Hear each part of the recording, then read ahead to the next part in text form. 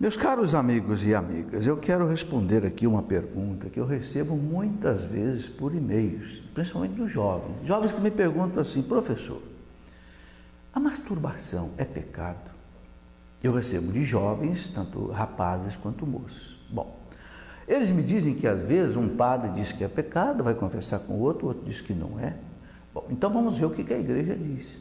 Então você sabe que nós temos o catecismo da Igreja Católica, que é a nossa cartilha, nosso texto de referência da fé católica. Então aqui no parágrafo, gostaria que você anotasse aí, até conferisse, parágrafo 2396, 2396, é quando o catecismo fala dos pecados contra a castidade, ok?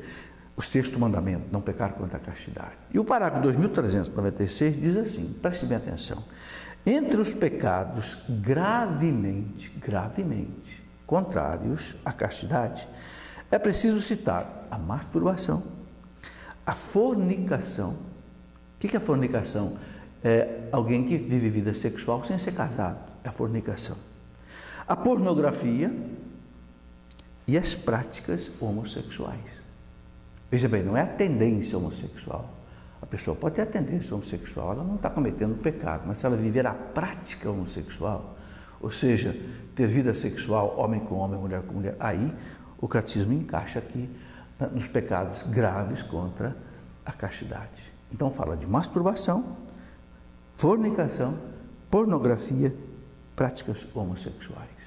Então está aqui, o primeiro é a masturbação.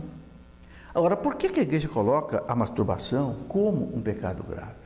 Porque a masturbação é um uso do sexo de maneira egoísta. Porque o sexo tem duas finalidades. Bom, primeira coisa que a igreja ensina: o sexo é para o casal casado, unido em sacramento do matrimônio. E ali ele tem duas dimensões: a dimensão unitiva e a dimensão procriativa. A dimensão unitiva é a união do casal. Quando Deus criou o primeiro casal, Adão e Eva, e uniu o casal, Deus disse: sereis uma só carne, crescei e multiplicai. Então o sexo é para essa união íntima, profunda do casal. O ato sexual é o ato em que o casal celebra o seu amor. É como que a liturgia conjugal. Entende? Então o sexo fica vazio se não tiver essa celebração, se não tiver esse motivo para celebrar a vida do casal, as lutas do casal, as vitórias do casal, as lágrimas do casal. É o aspecto unitivo do sexo.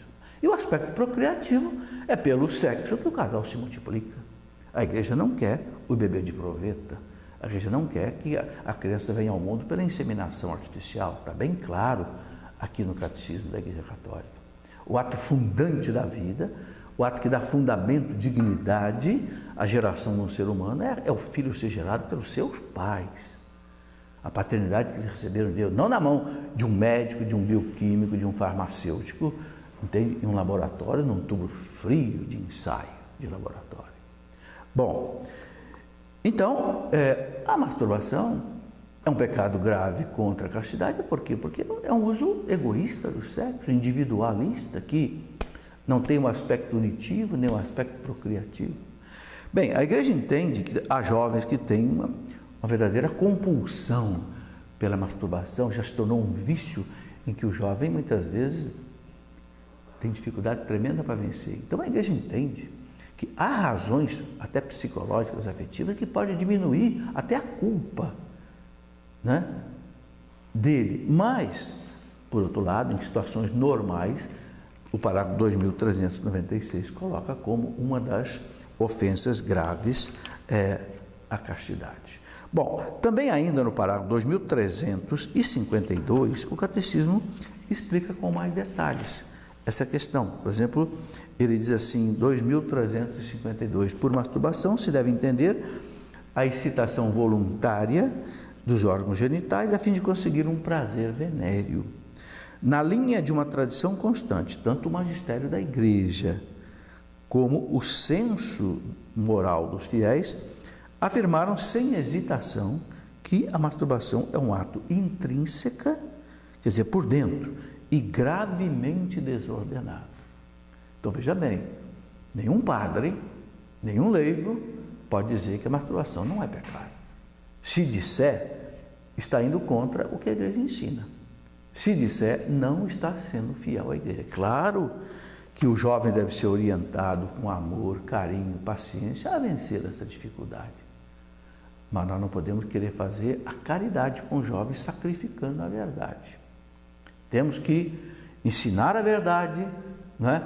Com caridade, mas como dizia Santo Agostinho, não se pode sacrificar a verdade em nome da caridade.